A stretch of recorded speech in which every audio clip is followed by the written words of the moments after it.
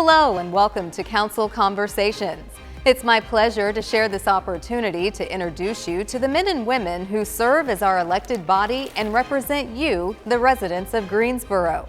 Join us as we take you outside the four walls of this council chamber and visit different locations throughout our great city that represent initiatives of particular interest to our city council. Again, welcome to Council Conversations.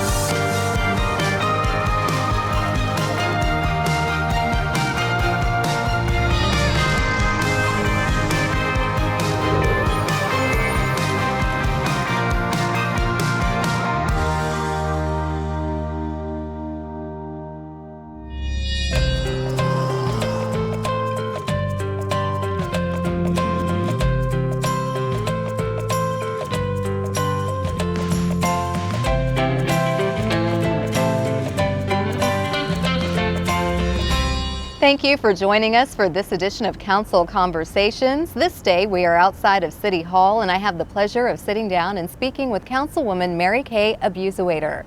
Thank you for joining me on this very beautiful day. It's always good to see you. Thank you so much. I'm very excited to have this council conversation with you today. Well, thank you. We've been looking forward to it. 5 of your fellow council members have a specific district that they represent, but you are what's considered an at-large representative, meaning that you represent everyone in the city of Greensboro. What prompted you to run for office in 2011? Well, back in the late 90s, I still had my small business. I was working with that, and I was complaining a little bit about some things going on in the city, and my children were in college and high school, and they said, "Mom, why don't you stop complaining about it and do something about it?" So I got interested in council, started going to council meetings. Yes, I'm the one who sat in the council chambers many, many years just observing.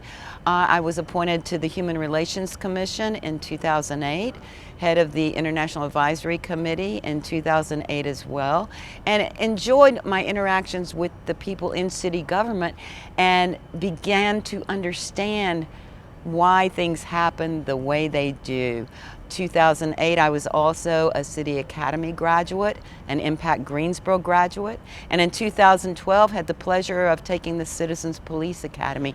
So all of those things, sure, it started out with a little frustration, but finding out that I could do something good in the city and help people in the entire city just made it all worthwhile for me. Wow, and the path that you decided to take is really illustrative of what people need to do if they want to be on the side of solutions as opposed to not understanding how government works and what we do. And you listed so many examples of the things that could be done to better prepare you, and now you sit on the board and have a better understanding because of those experiences through the academies, through the commissions and boards that you've served on.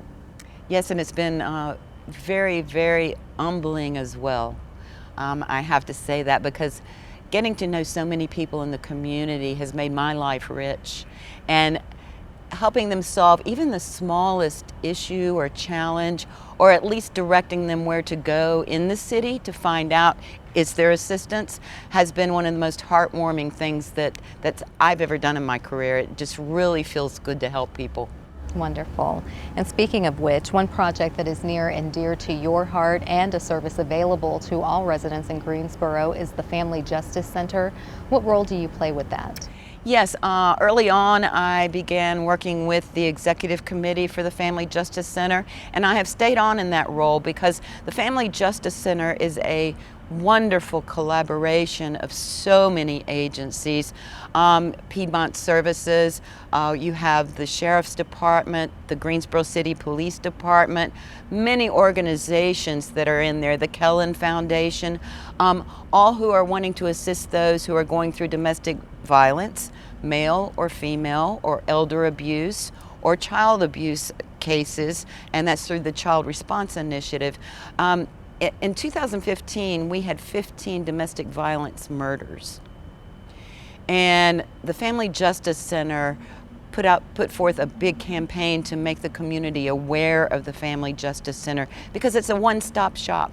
You can walk in and gain all the services, only the services you need, or if you just need to talk to someone about what's going on in your life, that's fine too. But they help navigate all that. And I am proud to say, although any domestic violence murder is horrific, I'm pleased to say that in 2016, since the Family Justice Center was open, we've only had one. So you take 15 in 2015, one in 2016. We don't want any, of course, but I certainly believe that their assistance has helped make our community safer. And that's an example of collaboration. You have services available, as you said, as a one-stop shop, which has certainly shown in 1 year to have a huge impact as far as when people know better, they do better. And then if we're more willing to talk about things of violence, domestic violence, physical, sexual, on all age groups and genders, then I think that makes the difference in making the changes that need to be made to prevent these horrible crimes. Definitely, and it was a wonderful collaboration with the county.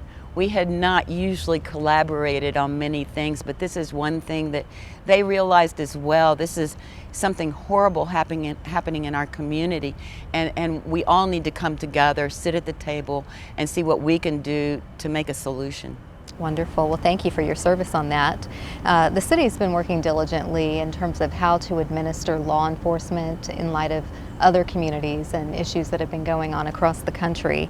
Can you tell us about the advancements and the focus being placed on police-community relations throughout Greensboro and specifically in East Greensboro?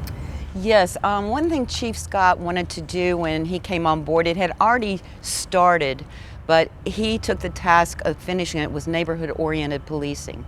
Now, this is where the officers will stay in certain zones. It gets a little complicated. Stay in certain zones in their area at certain times of the day, and that way they can become to know the neighbors and the neighborhood and the community they serve, so that a citizen might know who their officer is and feels comfortable calling on this. That's just one small aspect of it. Another part about neighborhood-oriented policing is the outreach and the Office of Community Engagement that was formed. All of those things together, I believe that citizens in Greensboro are feeling much more comfortable approaching their police officers saying, hey, I've got a problem, can we find a solution in my neighborhood? And that way, with that one-on-one relationship, Greensboro truly has become safer. The statistics show that. So, seeing that roll out and how it has progressed and how the community is embracing it. We have National Night Out, we have Operation Yuletide. The police department has so many initiatives that are there for our community to assist our community.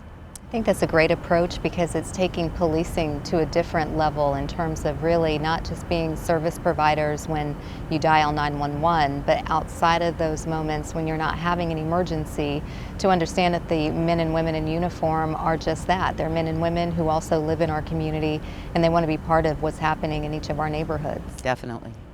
Greensboro having a very large international community, I think that's important to kind of capitalize on how diverse our city is. And how does the city reach out to that sector of our population to ensure that they are made to feel welcome and that their needs are being addressed?